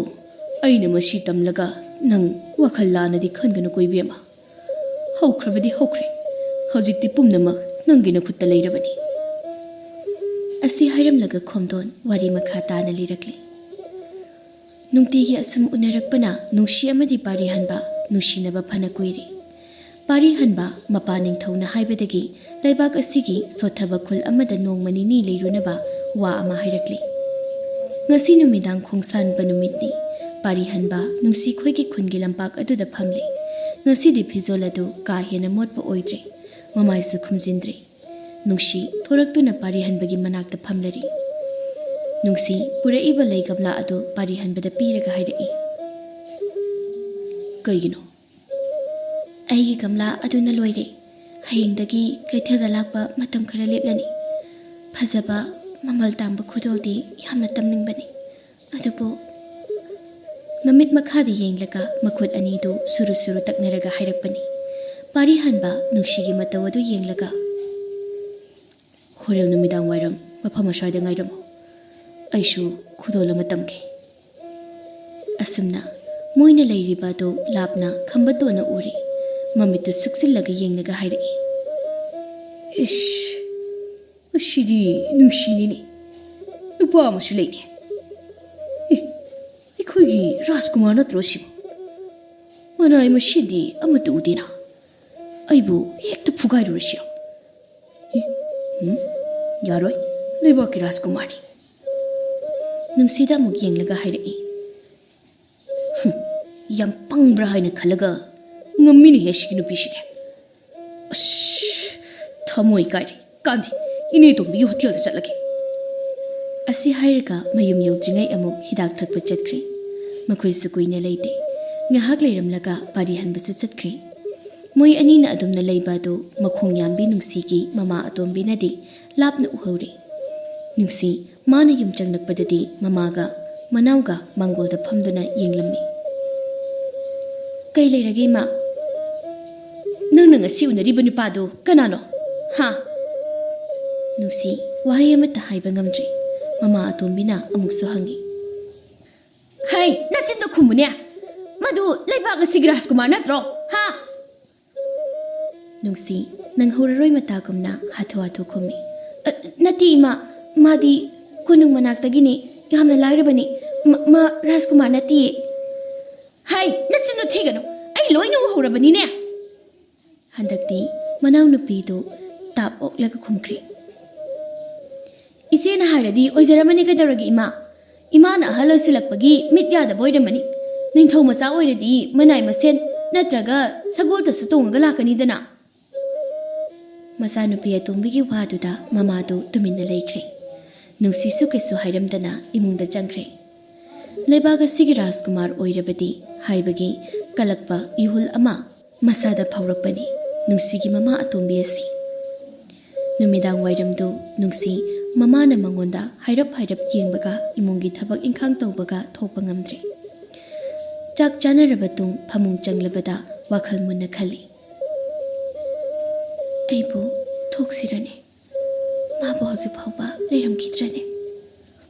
ममा होई तुम्ख्रबा माले खंदुना थोलक्तुना यिंगलुरगे खंदुना फी अमा इल्लगा लाटेन अमा पाइदुना थोरकली ngasai makai Rajkumara natabra haiba si khanbada mama atome dudi tumba yadana lerambani nungsina thokiba duda mamit lau thoktuna yengamlaga tumliba machanupi ba hodokre nungsi so thongalomda thoraktuna yengi kanamta udaba duda changage haina tawbaga nakal amaromdagi sagol makhol tarai nungsi so mamai onthoktuna yengi Pari hanba chap chaba Rajkumar amagi phizolda sagol amaga nungshigi nakta sumsang silai adu ubada nungsidi maya karaga yengkhri pari hanba manak yauselakpada amuksu hairi nang Rajkumar nang bo pari hanba nungsida nokphet toksili nungsidi gyanama ingaw ngawri masado tingak pari hanbadi yengi matang asida masada yamna pakhatpa amasu phaurakli maga naksinanaba hotnabada Rajkumar pari hanbana tawkiba sing adu su khalakli amuksu thak asi khenamanbana masadu su akiba ma phauri matang asida masado phungalaktuna mapi tapna tarakli pari hanbana mapi du taithopiraga hairi kari kablibano Rajkumar chatpiro mafam asida amukhana lakpiranu Rajkumar aigidamagta tawkiba sing adugiti haingai leitana adombu thagati yare lengbiro Rajkumar kanadanu nangna kiridubo ipaning thawamadi imalai marembidi nangbu mama oina pusila oharibani nungsidu makhul thokna kaple kapkano ai hangjit phawadi leibaki shotharabu khullamada chattaba yadre aduga musim nangbu lobula kaduribani kapkano toklo nungsi su kappado khara hanthakre numidangni thingsilakle kuine leiba phasade nangsu chango aishu hankrage nungsi do mapido taithoklaga hoi haibagumna makok nomi pari hanbasu ngasi khongsangadaba oibana kuine leitharamdabi chatkre ngasaidagi tawriba singado nungsigi mamaton amadi manawnupina uribani yumlomda changduna mangolda phamlaga lei nungsi su yumlomda changlakle mamaga manawnupiga phamlaga leiramba aduda ipapa khale prap mangol kaba horakpadani mama atombina makhutu tap pairaga soro singduna sumangda laktuna inthui numidang sida lesabi macha nangna adumaina kanana tongnage ha mapa mapu phatabagi haunaba hekta tawine masya nupi nangna numidang sida adumaina tawraga nupadano sokadoribase ha midi ning thau macha nei thongida ngamba khangedana asi hairaga mama atombi do sor phuina holi ima ahin sida wayang ngangnaraga kaidodoino masa atomina haira iba waduda mama do hena sawatkri asigumba aikhoibu lukmaida haplaga yomba ngamba nangumbaga makhatana leiminabadine ai ngamlaroige law nang lawo asi hairaga nushibu khudanga do pairaga soro singlaga thongalomda singthorai nungsisu kap tuna hairi ima ai lanjare ai matung tawraroye ima amukta thadokpiyo ichan ima se amukta khamo ai lali ima ai bo amukta thadokpiyo ai matung tawraroye ima hairi badu tade soro singlaga thongalda laktani inthoi aduga hanna yenglamda mama macha du sangkre tawriba thabagado khambatonsu nungsi khoigi thongal mapa yorakpadani prap nungsigi nakta sensile nungsiya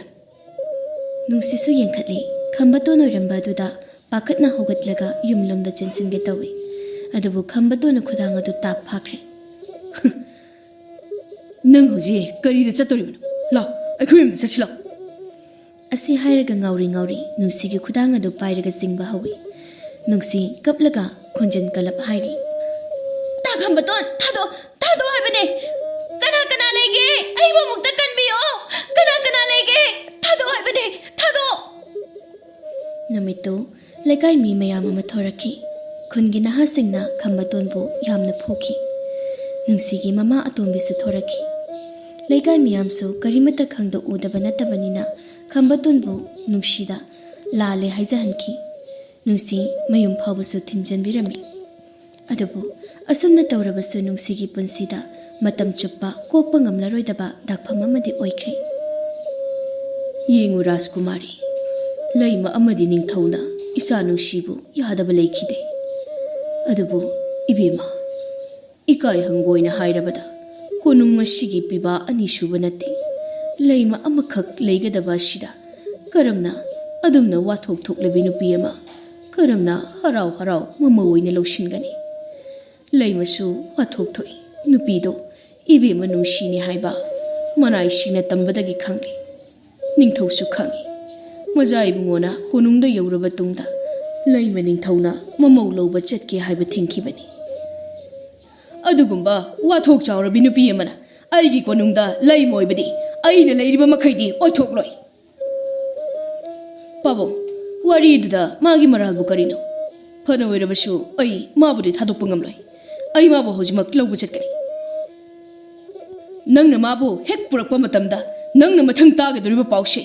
नंगी नपा लेत्रे हाइबासि अदुगा नपा हाटपगी पापसु नंगना पुगदबनी Y खरा सिना पारी हनबा मखोंग थांगबा थोखिदबनी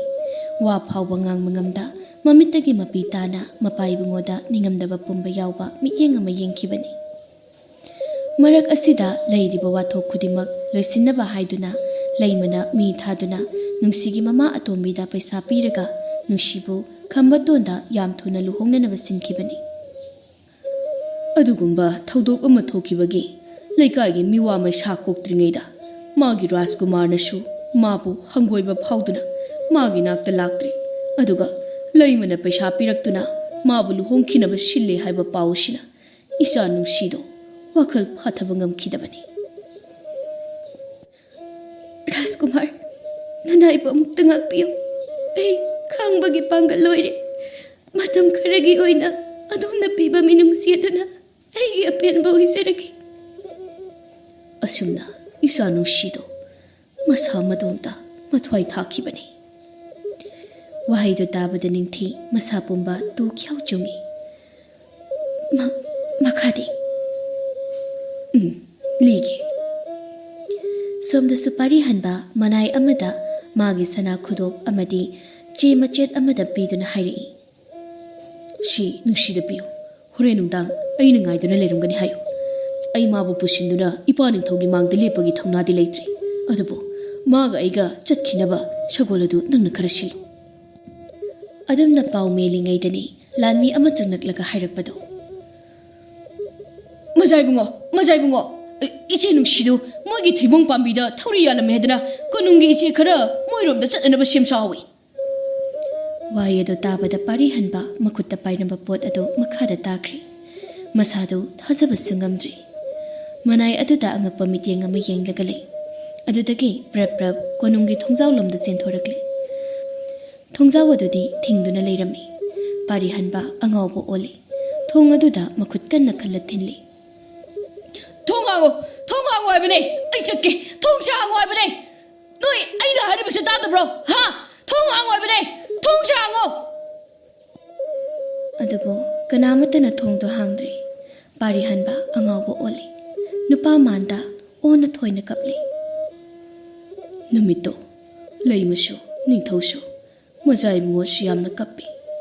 नुमितुदा माना कपना अइंगोंदा पाउ तमखिबनी अदुदगी mama मपादा लमलानबगुमना तौख्रे लैमना नुंसीबु खंबतोंदा पीननबा सिलि हाइबदु खंगबदा हेना वारोखिबनी इसा नुंसीदो नुंसीबनी असी हाइरगा खुमदोंदो मिटलुदा मपी खरा पंदुना लेरिबादो खुबिगा खुदोंबिगा नानथोई निंथीसु कपले मनाई नुबी खरा लेरिबादसु ममितगी मपी लोइना तारे लैमा निंथौदी नुंसीबु मसक सुमखंग खंखिदब्रा खंगदे खंगनबगी तंजासु लेखिदे राजकुमारी हुजिक्ति पुमनमक राजकुमारी की खुत्ता लेरी मचेत तारब कोनुंग असिबु मजाइबेमना अमुक ꯑꯃꯨꯛꯇ ꯄꯨꯟꯁꯤꯟꯍꯟꯕꯤꯌꯨ꯫ ꯔꯥꯖꯀꯨꯃꯥꯔꯤꯒꯤ ꯁꯛꯇꯝ ꯎꯕꯁꯤ ꯏꯆꯥ ꯅꯨꯡꯁꯤꯕꯨ ꯌꯥꯝꯅ ꯅꯤꯡꯁꯤꯡꯉꯤ꯫ ꯅꯤꯡꯊꯤ ꯏꯉꯉꯛꯄ ꯃꯤꯠꯌꯦꯡ ꯑꯃꯅ ꯈꯣꯡꯗꯣꯟꯗ ꯌꯦꯡꯉꯤ꯫ ꯂꯥꯎ ꯏꯕꯦꯝꯃ, ꯑꯩ ꯀꯔꯤꯒꯨꯝꯕ ꯃꯣꯠꯀꯦ꯫ ꯑꯁꯤ ꯍꯥꯏꯔꯒ ꯅꯤꯡꯊꯤꯕꯨ ꯀꯥ ꯑꯃꯗ ꯄꯨꯁꯤꯜꯂꯤ ꯑꯗꯨꯒ ꯑꯌꯦꯛꯄ ꯀꯔꯤꯒꯨꯝꯕ ꯑꯃ ꯄꯨꯊꯣꯔꯛꯇꯨꯅ ꯄꯤ꯫ ꯑꯌꯦꯛꯄ ꯂꯥꯏꯅꯤ꯫ ꯅꯤꯡꯊꯤꯁꯨ ꯂꯧꯗꯨ ꯌꯦꯡꯉꯤ꯫ ꯑꯗꯨ ꯎꯕꯗ ꯃꯁꯥꯗꯨ ꯍꯦꯟꯅ ꯉꯛꯈ꯭ꯔꯦ꯫ ꯈꯣꯡꯗꯣꯟꯗ ꯌꯦꯡꯂꯒ ꯈꯨꯔꯥꯇꯣꯟ, ꯁꯤ ꯅꯨꯡꯁꯤ꯫ ꯃꯥꯅꯤ ꯏꯕꯦꯝꯃ, ꯏꯆꯥ ꯅꯨꯡꯁꯤꯅꯤ꯫ ꯃꯖꯥ ꯏꯕꯨꯡꯉꯣꯅ ꯌꯦꯛꯈꯤꯕ ꯁꯛꯇꯝꯅꯤ꯫ ꯅꯤꯡꯊꯤ ꯃꯨꯟꯅ ꯌꯦꯡꯉꯤ꯫ ꯃꯥꯒ ꯑꯗꯨꯛ ꯃꯥꯟꯅꯕ ꯁꯛꯇꯝ ꯑꯃ ꯎꯕꯗ ꯃꯥ ꯑꯗꯨꯛꯀꯤ ꯃꯇꯤꯛ ꯉꯛꯈ꯭ꯔꯦ꯫ ꯁꯛꯐꯝꯗ ꯈꯦꯟꯅꯕ ꯀꯔꯤꯁꯨ ꯂꯩꯇꯦ꯫ ꯈꯦꯟꯅꯔꯤꯕ ꯍꯥꯏꯕꯕꯨ ꯅꯨꯡꯁꯤꯅ ꯃꯥꯏꯊꯣꯡꯗ ꯂꯩꯇꯦꯡ ꯍꯥꯞꯇꯦ꯫ ꯑꯃꯟꯕ ꯐꯤꯖꯣꯜꯅ ꯁꯦꯠꯂꯤ ꯑꯗꯨꯒ ꯅꯤꯡꯊꯤꯅ ꯃꯥꯏꯊꯣꯡꯗ ꯂꯩꯇꯦꯡ ꯀꯌꯥ ꯍꯥꯞꯄꯤ꯫ ꯐꯖꯕ ꯐꯤꯖꯣꯜꯅ ꯂꯩꯇꯦꯡꯉꯤ꯫ ꯑꯩꯁꯨ ꯔꯥꯖꯀꯨꯃꯥꯔꯤꯕꯨ ꯑꯍꯥꯟꯕ ꯎꯕ ꯃꯇꯝꯗ ꯑꯉꯛꯄ ꯊꯥꯖꯗꯕ ꯑꯃ ꯐꯥꯎꯈꯤꯕꯅꯤ꯫ ꯈꯨꯔꯥ, ꯅꯆꯥꯗ ꯑꯗꯨꯝꯅ ꯀꯧꯕꯤꯔꯅꯨ꯫ ꯑꯩꯕꯨꯁꯨ ꯅꯨꯡꯁꯤꯒꯨꯝꯅ ꯏꯆꯥ ꯅꯤꯡꯊꯤ ꯍꯥꯏꯅ ꯀꯧꯕꯤꯌꯨ꯫ ꯈꯨꯔꯥꯇꯣꯟꯅ ꯌꯥꯔꯒꯗꯤ ꯑꯌꯦꯛꯄ ꯁꯛꯇꯝ ꯑꯁꯤ ꯃꯇꯝ ꯈꯔ ꯄꯥꯏꯖꯒꯦ꯫ ꯈꯣꯡꯗꯣꯟꯅꯁꯨ ꯌꯥꯔꯤ꯫ ꯅꯤꯡꯊꯤ ꯑꯌꯦꯛꯄ ꯂꯥꯏ ꯑꯗꯨ ꯃꯥꯒꯤ ꯀꯥꯗ ꯄꯨꯔꯛꯇꯨꯅ ꯌꯦꯡꯉꯤ꯫ ꯃꯁꯥꯒꯤ ꯁꯛꯇꯝ ꯑꯗꯨ ꯑꯃꯨꯛ ꯃꯤꯡꯁꯦꯜꯗ ꯌꯦꯡꯉꯤ꯫ ꯑꯗꯨꯒ ꯃꯁꯥꯒꯤ ꯂꯩꯇꯦꯡ ꯄꯨꯝꯕ ꯂꯧꯊꯣꯛꯇꯨꯅ ꯑꯌꯦꯛꯄ ꯂꯥꯏ ꯑꯗꯨꯗ ꯌꯥꯎꯔꯤꯕ ꯅꯨꯡꯁꯤꯒ ꯆꯞ ꯃꯥꯟꯅꯅ ꯐꯤꯖꯣꯜ ꯁꯦꯠꯂꯤ꯫ ꯁꯝꯕꯨꯜ ꯑꯗꯨꯁꯨ ꯃꯥꯟꯅꯅꯕ ꯄꯨꯜꯂꯤ꯫ ꯃꯇꯝ ꯑꯗꯨꯗꯒꯤ ꯁꯤ ꯑꯃ ꯈꯦꯠꯅꯩ ꯍꯥꯏꯕ ꯄꯨꯊꯣꯛꯐꯝ ꯂꯩꯇ꯭ꯔꯦ꯫ ꯅꯤꯡꯊꯤ ꯃꯄꯨ ꯄꯥꯜꯂꯦ ꯍꯥꯏꯕꯒꯤ ꯐꯤ ꯑꯃꯈꯛ ꯏꯜꯂꯤ꯫ ꯐꯤꯕꯝ ꯑꯗꯨꯗ ꯄꯥꯔꯤꯍꯟꯕꯒꯤ ꯀꯥꯗ ꯆꯪꯂꯛꯏ꯫ ꯄꯥꯔꯤꯍꯟꯕ ꯊꯣꯡꯅꯥꯎ ꯃꯄꯥꯟꯗ ꯐꯝꯂꯒ ꯂꯩꯔꯝꯃꯤ꯫ ꯔꯥꯖꯀꯨꯃꯥꯔ, ꯄꯥꯔꯤꯍꯟꯕ ꯃꯥꯏ ꯑꯣꯊꯣꯛꯇꯨꯅ ꯌꯦꯡꯂꯛꯏ꯫ ꯑꯗꯨꯗꯒꯤ ꯅꯤꯡꯊꯤꯗ ꯃꯨꯟꯅ ꯑꯗꯨꯃꯛ ꯌꯦꯡꯈ꯭ꯔꯦ꯫ ꯅꯤꯡꯊꯤ ꯇꯞꯅ ꯆꯪꯁꯤꯟꯗꯨꯅ ꯂꯩ ꯒꯝꯂꯥ ꯑꯗꯨꯗ ꯌꯦꯡꯗꯨꯅ ꯍꯥꯏꯔꯨꯏ꯫ ꯏꯆꯦꯁꯤ ꯅꯨꯡꯁꯤꯅ ꯊꯥꯔꯝꯕ ꯒꯝꯂꯥꯁꯤ ꯌꯥꯝꯅ ꯐꯖꯩꯌꯦ꯫ ꯑꯁꯤ ꯍꯥꯏꯔꯒ ꯂꯩꯅꯥꯗ ꯄꯛꯂꯝꯕ ꯂꯩꯈꯣꯝ ꯈꯔ ꯃꯈꯨꯠꯅ ꯅꯥꯟꯊꯣꯛꯏ꯫ ꯄꯥꯔꯤꯍꯟꯕ ꯑꯁꯨꯝ ꯌꯦꯡꯂꯝꯕꯗꯒꯤ ꯃꯃꯥꯏ ꯅꯥꯀꯜ ꯑꯃꯗ ꯑꯣꯟꯊꯣꯛꯂꯒ ꯀꯔꯤ ꯍꯥꯏꯅꯤꯡꯕ ꯂꯩ ꯔꯥꯖꯀꯨꯃꯥꯔꯤ ꯅꯤꯡꯊꯤ? ꯔꯥꯖꯀꯨꯃꯥꯔꯒꯤ ꯀꯥꯗ ꯆꯪꯕ ꯌꯥꯗꯕ꯭ꯔꯥ ꯈꯪꯗꯦꯗ꯫ ꯄꯥꯔꯤꯍꯟꯕ ꯅꯤꯡꯊꯤꯗ ꯌꯦꯡꯉꯤ꯫ ꯉꯥꯡꯂꯤꯕ ꯋꯥ ꯑꯗꯨ ꯅꯨꯡꯁꯤꯒ ꯌꯥꯝꯅ ꯃꯥꯟꯅꯕ ꯃꯇꯥꯡ ꯑꯃ ꯌꯥꯎꯔꯤ꯫ ꯈꯪꯍꯧꯗ ꯀꯨꯏꯅ ꯅꯣꯛꯈꯤꯗ꯭ꯔꯕ ꯃꯤꯅꯣꯛ ꯑꯗꯨ ꯅꯨꯡꯁꯤꯕꯨ ꯅꯤꯡꯁꯤꯡꯗꯨꯅ ꯃꯥꯏꯊꯣꯡꯗ ꯇꯞꯅ ꯇꯝꯂꯛꯏ꯫ ꯃꯕꯨꯛꯅꯤꯡꯗꯁꯨ ꯇꯞꯅ ꯈꯜꯂꯤ꯫ ꯅꯪꯕꯨ ꯑꯃꯨꯛ ꯍꯜꯂꯛꯂꯕ꯭ꯔꯣ? ꯑꯁꯨꯝꯅ ꯅꯨꯃꯤꯠꯇꯨꯗꯒꯤ ꯅꯤꯡꯊꯤ ꯐꯖꯕ ꯂꯩꯇꯦꯡꯒꯤ ꯑꯣꯏꯕ ꯐꯤꯖꯣꯜ ꯁꯦꯠꯇ꯭ꯔꯤ꯫ ꯅꯤꯡꯊꯧꯒ ꯂꯩꯃꯒꯁꯨ ꯉꯛꯄ ꯐꯥꯎꯏ ꯑꯗꯨꯕꯨ ꯋꯥꯗꯤ ꯉꯥꯡꯂꯨꯗ꯭ꯔꯤ꯫ ꯅꯤꯡꯊꯤꯅ ꯈꯣꯝꯗꯣꯟꯅ ꯍꯥꯏꯈꯤꯕ ꯃꯑꯣꯡꯗ ꯅꯨꯡꯁꯤꯒꯤ ꯃꯇꯧ ꯑꯌꯥꯝꯕ ꯃꯇꯝꯗ ꯇꯝꯃꯤ꯫ ꯄꯥꯔꯤꯍꯟꯕ ꯈꯔꯗꯤ ꯑꯣꯜꯂꯤ꯫ ꯍꯥꯟꯅ ꯃꯊꯟꯇ ꯇꯨꯃꯤꯟ ꯇꯨꯃꯤꯟ ꯂꯩꯔꯝꯕ ꯑꯗꯨ ꯇꯧꯗ꯭ꯔꯤ꯫ ꯅꯤꯡꯊꯤꯗ ꯀꯣꯏꯗꯅ ꯋꯥꯔꯤ ꯁꯥꯔꯤ꯫ ꯃꯃꯥ ꯃꯄꯥꯗ ꯀꯧ ꯉꯥꯡꯕꯃꯛ ꯇꯧꯗ꯭ꯔꯕꯁꯨ ꯄꯨꯟꯅ ꯂꯩꯃꯤꯟꯅꯕ, ꯊꯕꯛ ꯑꯃꯒꯤ ꯋꯥ ꯈꯟꯅꯕ, ꯆꯥꯛ ꯄꯨꯟꯅ ꯆꯥꯃꯤꯟꯅꯕ ꯁꯤ ꯇꯧꯔꯕꯅꯤ꯫ ꯃꯇꯝꯒꯤ ꯃꯇꯨꯡ ꯏꯟꯅ ꯄꯥꯔꯤꯍꯟꯕ ꯅꯤꯡꯊꯤꯒ ꯅꯨꯡꯁꯤꯒ ꯃꯥꯟꯅꯕ ꯃꯑꯣꯡ ꯎꯕꯗ ꯅꯤꯡꯊꯤꯕꯨ ꯅꯨꯡꯁꯤꯅꯤ ꯍꯥꯏꯅ ꯚꯥꯞ ꯇꯥꯗꯅ ꯈꯜꯂꯨꯕ ꯋꯥꯈꯜꯅ ꯍꯦꯟꯖꯤꯜꯂꯛꯂꯕꯅꯤ꯫ ꯃꯥꯒꯤ ꯑꯍꯣꯡꯕ ꯎꯕꯗ ꯅꯤꯡꯊꯤꯗ ꯅꯠꯇꯅ ꯀꯣꯅꯨꯡꯒꯤ ꯃꯤꯄꯨꯝ ꯈꯨꯗꯤꯡꯃꯛ ꯅꯨꯡꯉꯥꯏꯔꯤ꯫ ꯅꯤꯡꯊꯤ ꯃꯥꯒꯤ ꯀꯥꯗ ꯅꯨꯡꯁꯤꯒꯤ ꯑꯌꯦꯛꯄ ꯁꯛꯇꯝ ꯑꯗꯨ ꯌꯦꯡꯗꯨꯅ ꯂꯩꯔꯤ꯫ ꯄꯥꯔꯤꯍꯟꯕꯁꯨ ꯆꯪꯂꯛꯏ꯫ ꯑꯌꯦꯛꯄ ꯂꯥꯏ ꯑꯗꯨꯗ ꯃꯥꯁꯨ ꯃꯨꯟꯅ ꯌꯦꯡꯉꯤ꯫ ꯅꯤꯡꯊꯤꯅ ꯇꯞꯅ ꯍꯥꯏꯔꯛꯏ꯫ ꯅꯨꯡꯁꯤ, ꯌꯥꯝ ꯅꯨꯡꯁꯤ꯫ ꯃꯤꯡ ꯈꯛꯇ ꯅꯠꯇꯦ, ꯌꯥꯝ ꯅꯨꯡꯁꯤ꯫ ꯄꯥꯔꯤꯍꯟꯕꯁꯨ ꯅꯣꯛꯐꯦꯠ ꯇꯧꯅ ꯅꯤꯡꯊꯤꯗ ꯌꯦꯡꯂꯛꯏ꯫ ꯑꯁꯨꯝꯅ ꯀꯣꯅꯨꯡ ꯑꯗꯨ ꯃꯉꯥꯜ ꯅꯥꯏꯕ, ꯍꯔꯥꯎ ꯇꯌꯥꯝꯕꯒꯤ ꯃꯤꯅꯣꯛꯇꯅ ꯊꯟꯕ ꯀꯣꯅꯨꯡ ꯑꯃ ꯑꯣꯏꯈꯤ꯫